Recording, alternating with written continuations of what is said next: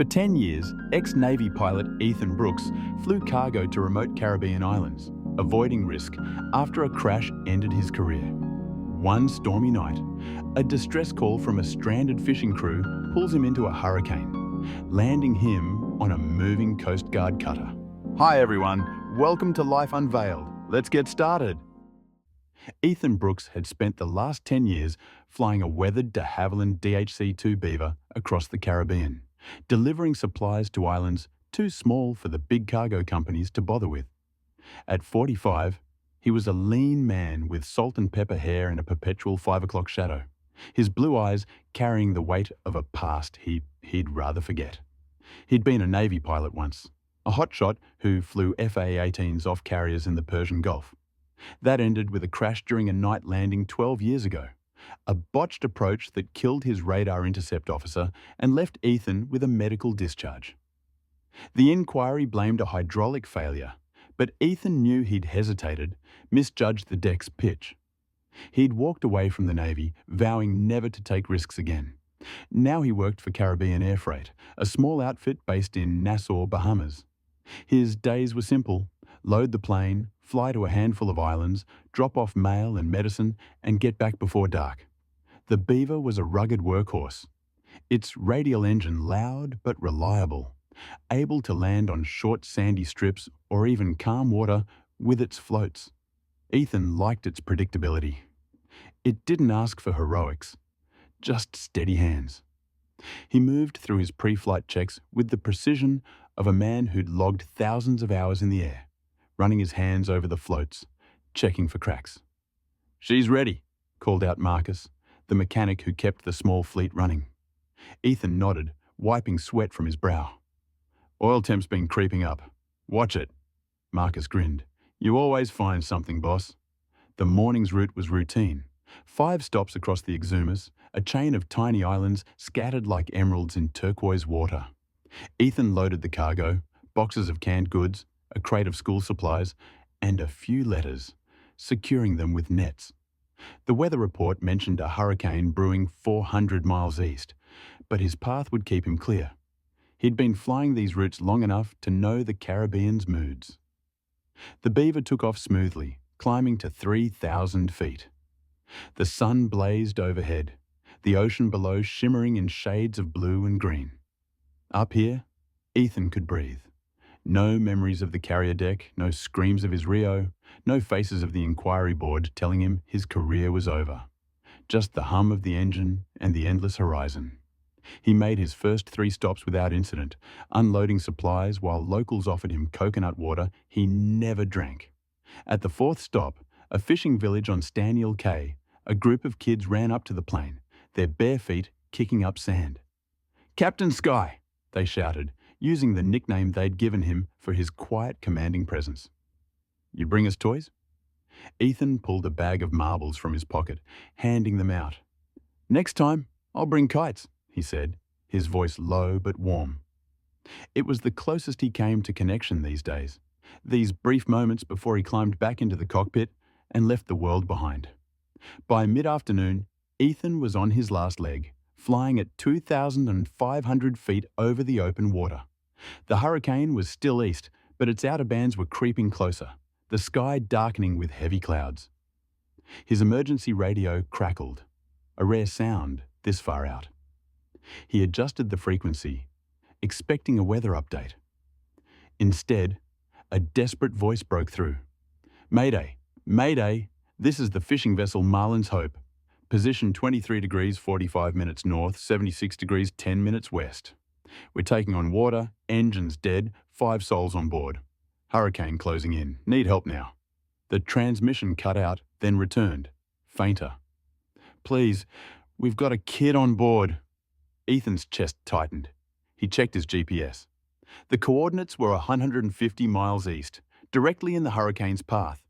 The nearest Coast Guard station was in Miami, 300 miles away, too far for their helicopters to reach in time through a storm like this. He glanced at his fuel gauge. 3/4 full. Enough for a detour, but tight.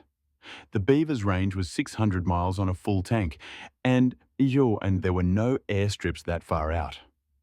He pulled out his charts. his hands steady despite the adrenaline.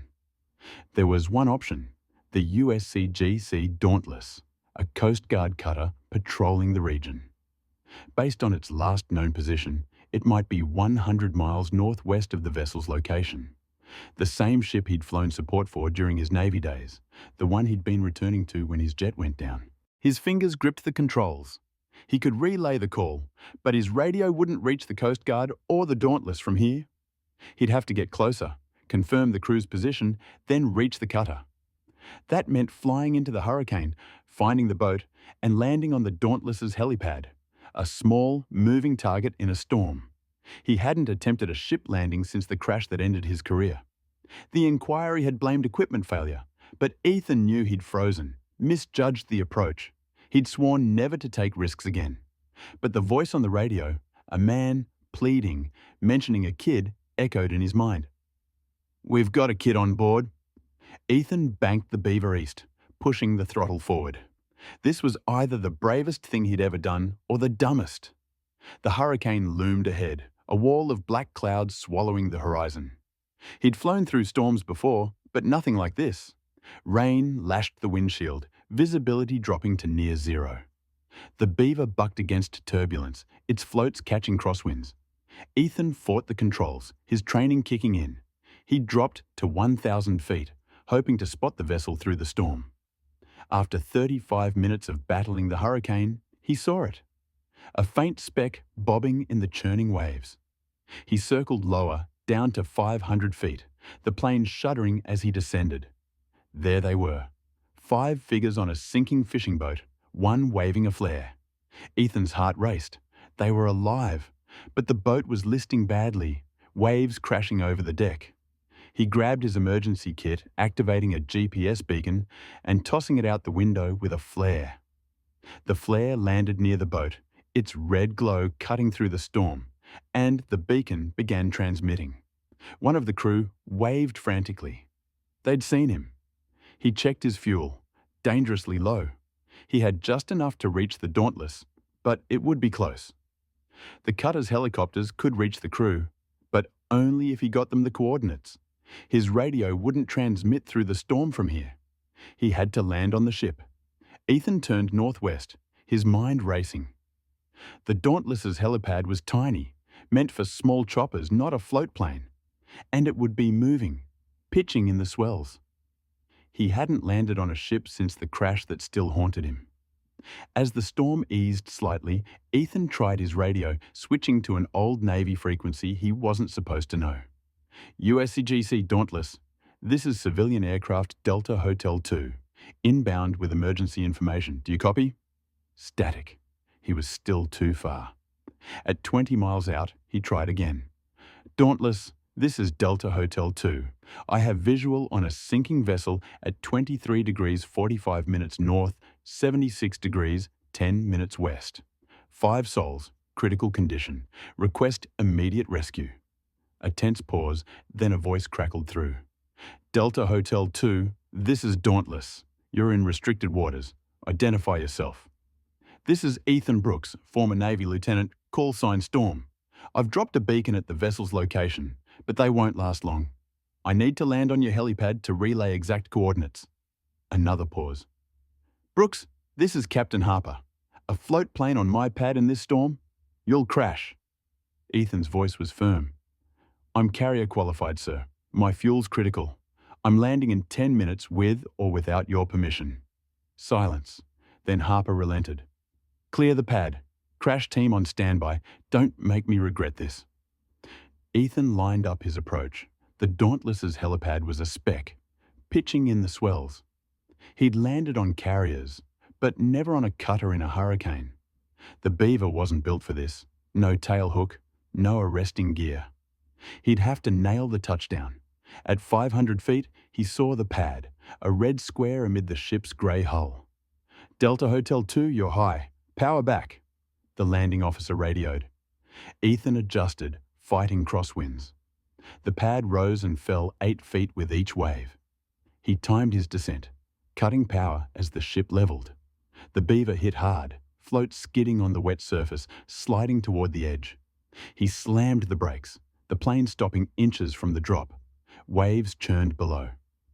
Ethan exhaled, hands shaking as he shut down the engine. Crewmen rushed to secure the plane. He climbed out, legs unsteady, and handed the coordinates to a waiting officer. "Get your chopper out there now," he said. The officer nodded, relaying the order. Within 20 minutes, the Dauntless's helicopter was airborne. Ethan watched from the bridge, Captain Harper at his side. "That was insane," Harper said, but his tone held respect.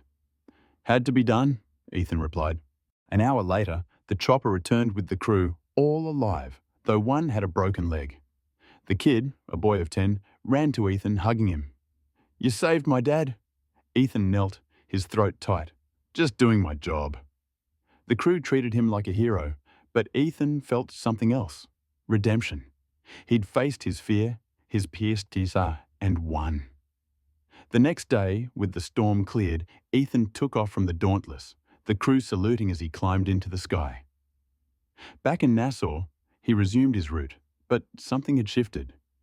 He'd brought extra marbles for the Staniel K kids, and when they smiled, Ethan smiled back, wider this time. The sky felt lighter now. If you enjoyed the story, drop a like and subscribe for more tales like this. Hit the bell, and we'll catch you in the next one.